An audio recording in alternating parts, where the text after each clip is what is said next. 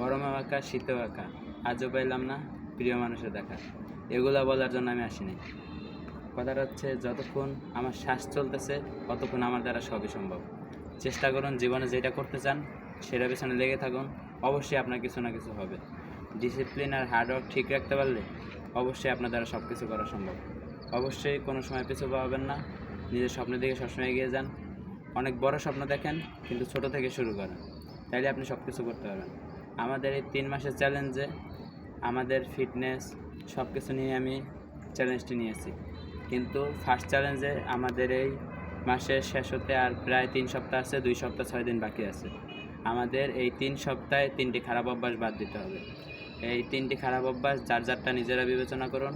আমার 3টি খারাপ অভ্যাস আমি অলরেডি বিবেচনা করে ফেলেছি। এই 3 সপ্তাহে আমি অবশ্যই এই 3টি খারাপ অভ্যাস বাদ দেওয়ার চেষ্টা করব। আমার সাথে সাথে আপনারা বাদ দেওয়ার চেষ্টা করেন এবং এই 3 মাস চ্যালেঞ্জে লেগে থাকেন, সব কিছু করেন, অবশ্যই আপনার জীবনে কিছু করতে পারবেন।